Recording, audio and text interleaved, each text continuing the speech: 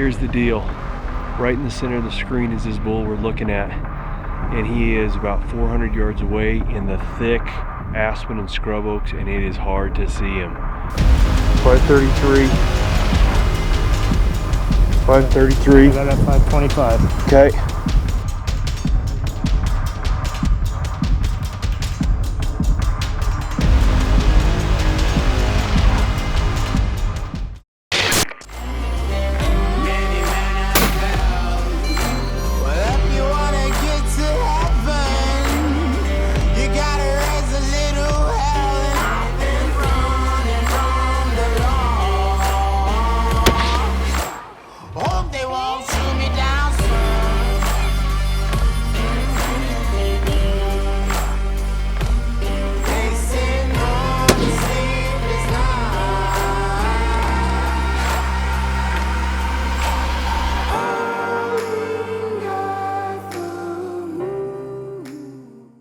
Alright guys, so we're heading up the mountain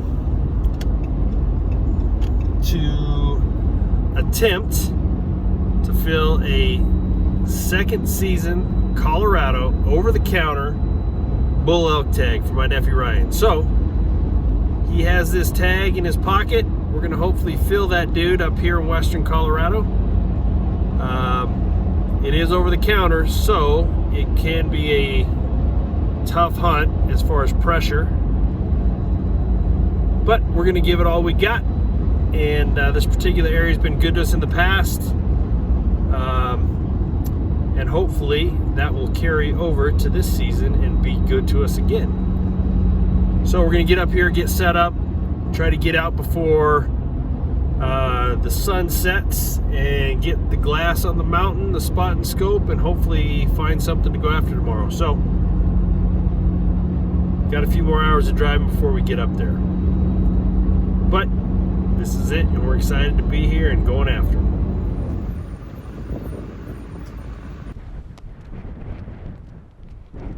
Alright, I don't know if you can hear me or not because the wind's howling, but of course, typical public land. We got here plenty of time before daylight, got set up, started glassing, and it was well after shooting light. Two trucks decide to come right to where we're parked, where we're glassing from, which is basically the end of the little trail. Literally 6 dudes pile out of it. And, I make the comment, hey man, we're glassing some stuff right over here, which there's not a whole bunch of property right here. It borders some public or private property. And they absolutely did not give a hoot. They put their shit on, and they just headed right down into where we were going. Couldn't give 2 craps. And, that just makes you so infuriated because, the ethical thing in hunting is, if you're there first, you get there late, and someone's in your spot, it is what it is. You just move on and go find somewhere else. But they didn't give a. And really, the part that really bugs me, not that I have anything against out-of-staters, but this is what gives out-of-staters bad names. And I know in-staters do it too, but 2 trucks, out-of-staters, 6 dudes, pile out of the truck, couldn't give a flying hoot we were there, and they just headed down into our hunting area, and we were there 45 minutes before even sun breaking the sky. So we're just gonna do our best and hunt hard, and it is what it is, but that's what gives people and hunters a bad name with other hunters. It sucks. Shame on you. Karma. Karma.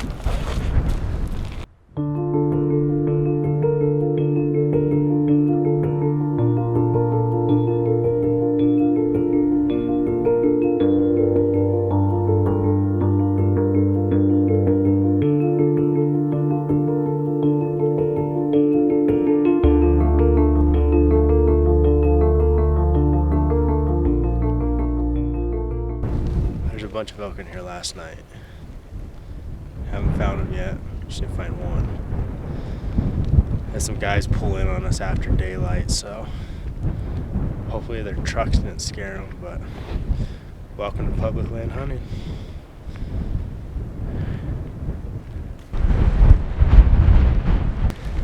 So we got some elk that are standing in this dark timber here. We're thinking they're gonna move out in this opening, so we're gonna cut down on the bottom, see if we can get set up on them. And if they bed, we'll just come back this evening and see if they'll come out for us. So, see what we can do. I'm sure you can see the disappointment on our face.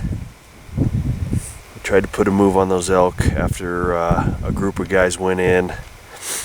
We spotted some elk in the timber. We started to put a move on them. Some other guys beat us to the punch. Ended up shooting a tiny little raghorn, and there was a really nice 5x5 in there for this area. And then the elk kind of only moved about 200, 300 yards from the hunters, so we decided to put a move on them. And lo and behold, another group of hunters came over the top, had no idea they were there, and just busted them out, and we just watched them go into the next county. Super sad. That sucks.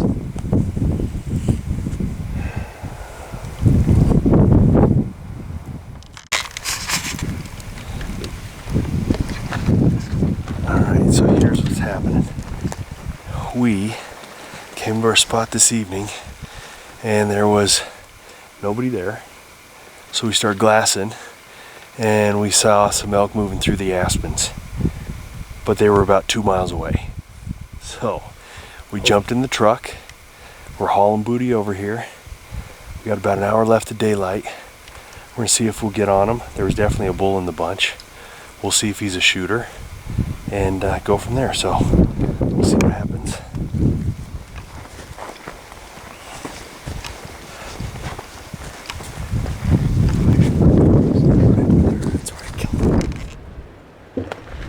So here's what's going on, guys. We ended up spotting about 2 miles away, drove all the way around, got to where we thought they would be, started picking apart the aspens, and lo and behold, we found elk. We think it's the elk we were looking at. There's a pretty good bull in there, so we're gonna wait to see if he pops out.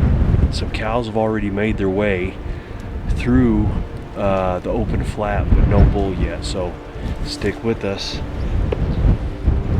Glassing and picking apart.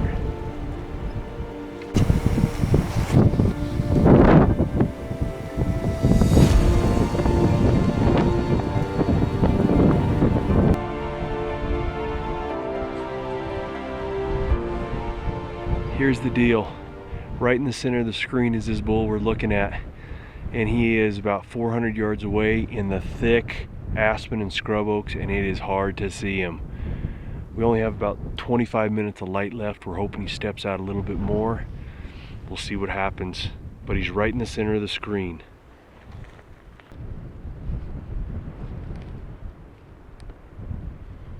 Are you on him?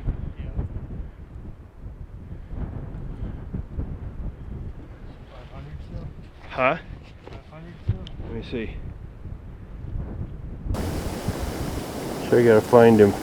He's right in the opening. To the right of where he was in the opening. Going right. 533. I got at 525. Okay. You got him? Whenever you're ready. Smoked him.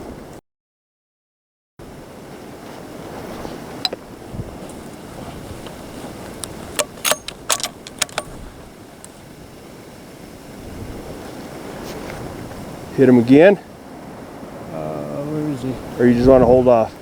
He's down. Smoked him, Rye. Yep. Smoked him. Got him. Here you go, buddy. That was freaking awesome. We got maybe a good 10 minutes of shooting light left. So that was right at the edge of calling it, going back to camp. He went right, stepped in that opening, and one shot was able to drop him. That was awesome.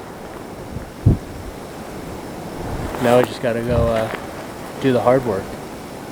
The easy part's done. Well, we got it done. Filled our second season bull tag.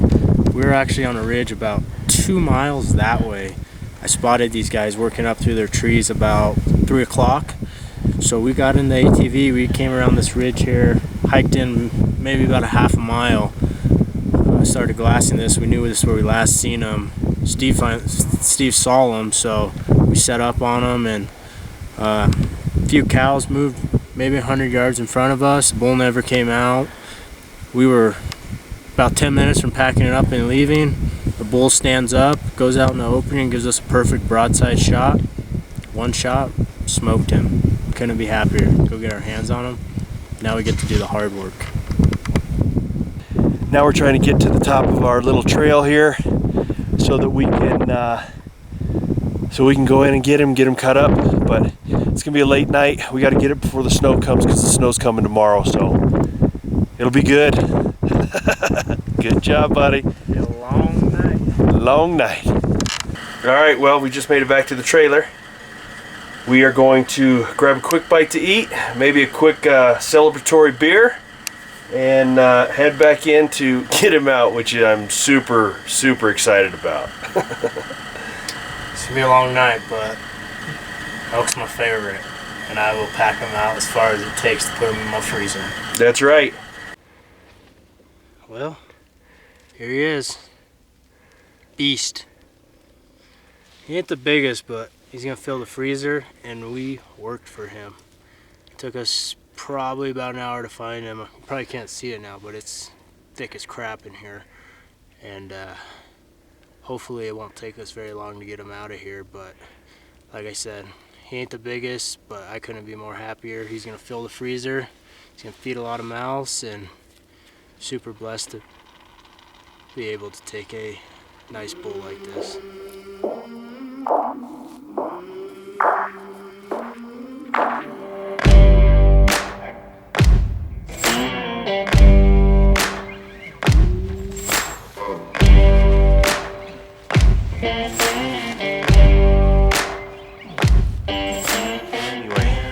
Finally made it back to the UTV.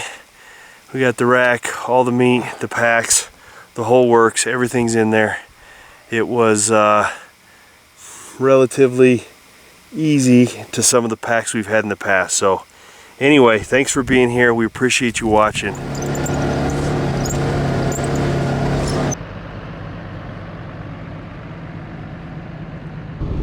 All right, we're heading down the hill. I got Ryan in front of me. And as you can see, snow's coming down and things have gotten really slick really fast. So we're coming down the hill, things have gotten slick really fast. The snow started coming about 8 o'clock this morning, and now it's about 10, and we're trying to work our way down the mountain. I may have to put chains on because it got really slick, and we're just creeping right now. So I'm just gonna take it easy and slow and try to make it safely off this mountain. Coming off the mountain, and we got some snow early this morning. It's only about, it's been snowing for about 2.5 hours, but the temperature's dropped, and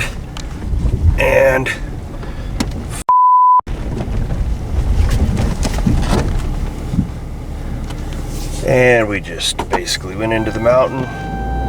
This is not fun at all. So I pulled over and I let 3 trucks go by me, and I got at least 4 or 5 trucks behind me that are also coming off the mountain. So everybody's coming down. Probably try to, I guess, not get stuck up on top.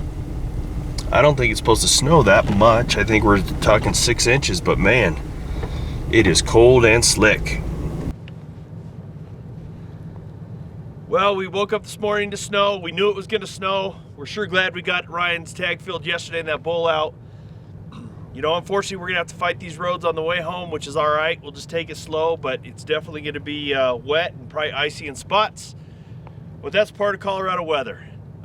This is truly what I think of when I think of Western Colorado elk hunting. in the late seasons, second, third, fourth season, is getting some snow. We really appreciate you guys following along, being with us. It's been an adventure. It's worked out really well for us this particular trip. And as always, thank you for following along. Thank you for your support. Thank you for watching Western Obsessions.